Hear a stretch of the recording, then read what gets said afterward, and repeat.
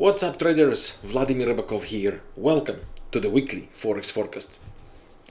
A crazy week with a lot of data and news and speculations. Will there be attack on Iran or not?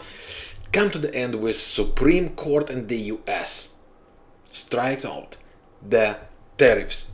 The president is angry, the president is disappointed and frustrated, and the way it looks, it's not over. Trump immediately announces global 10% tariffs, which should be active for 150 days. They called it temporary, but I'm not sure that Trump will give up so quickly on what should be the basis of all his financial policy and financial guidance through his period in the White House. How it's gonna end, nobody knows. Nobody knows. However, one thing is clear: the war between Trump and the authorities started, and they will do everything they can to find a way and fight back, and maybe even bring back it in a different twisted variation. So lots of things happened the last week. Let's take a look here on the data. And before the numbers, I want to take the opportunity to wish a happy new lunar year to all the Chinese viewers, and of course Ramadan Mubarak to all of you who celebrate.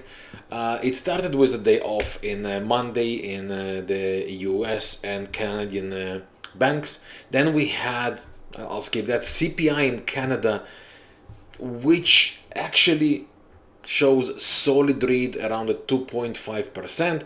Rate in New Zealand, they cut the rate. However, they say that they expect further easings on the inflation, which hits the New Zealand badly during the week. Then we had the FOMC meeting minutes, and it ended up on Friday with the GDP. Let me show it to you here, with the GDP in the US with a very disappointing read, 1.4% versus 2.8% expected. That's a bad sign. Is the economy slowing down? While everybody presenting it's growing and improving, that's something to pay attention to. Then of course we have the Supreme Court. Expect a lot of things to happen next week. And the next week we also have some important data coming out. We have the CPI read in Australia, which persists and stays way above 3.5% for long. Every read there is significant, so that could be effective on Australian pairs, of course. And then it takes us all the way to Friday. Not too much, as you can see here, by the end of the month, not too much is expected, with the final read is on Friday with the GDP in Canada and PPI and core PPI in the US. So what do we have on the charts? During the week, we published the pound yen interesting opportunity. So what do we have on this one? Why do I like this one? So if we start with the weekly chart, I want to show it to you here. Take a look on this massive engulfing.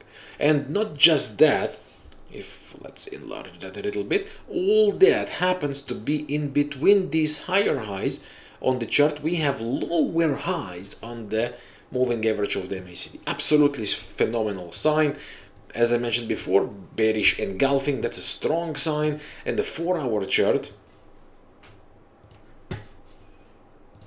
is making a sequence of lower highs. This is a bearish momentum. I believe that these rallies, as long as the resistance here, and let's zoom out a little bit so you can see that better, as long as this broken support that now acts as a resistance and the high here which acts as the supply series, as long as that holds, I believe the pressure is bearish and I will be looking for sell opportunities.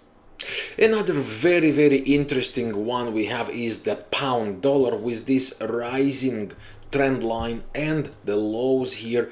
Very strong area, the demand zone here, and this range I think that the pound dollar, if it managed to push down to this area, should provide some good further buy opportunities. And I would be looking on the lower time frame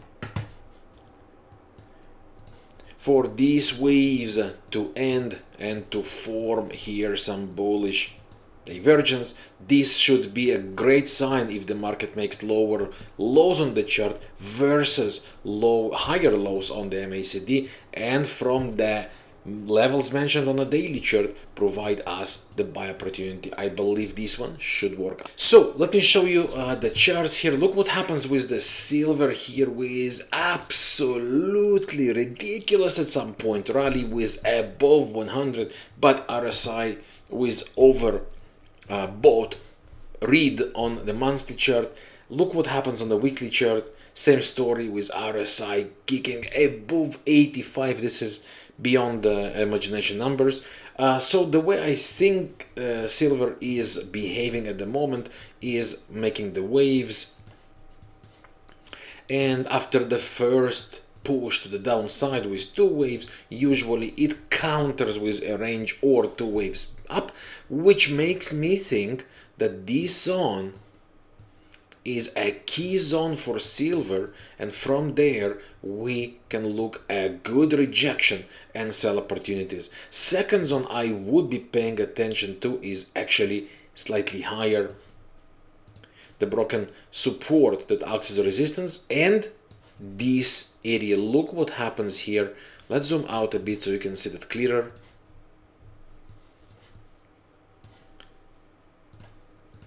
Look what happens here in this zone. Massive drop down, some range, and then bam, another bearish control. So this range with the broken support as a resistance is a second key area, and I believe the silver, as it rallies towards that, should start and build up the pressure to the downside one more time. And the final one for this week is Bitcoin. From my point of view, personally, I don't think the Bitcoin drop is over.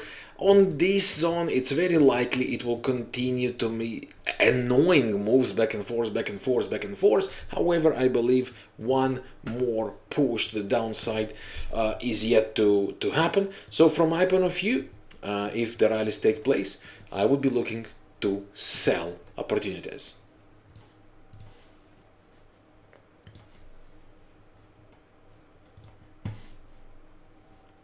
And the levels to watch out on the 4-hour chart, we have this resistance and range. As long as it holds, I would be looking for the sell, and the next key zone is the broken support here, the axis resistance and the high of supply. These two levels, as long as they hold, from my point of view, sell the rallies is the right direction for the Bitcoin. So that's it for this video. I hope you find it interesting and you enjoy trading opportunities. If you have questions, of course, feel free to reach out and ask us. I wish you a wonderful trading week ahead. Make sure you subscribe to this channel to enjoy all the other trading opportunities we bring out for you. So, best to you and yours. Good trading. Bye for now.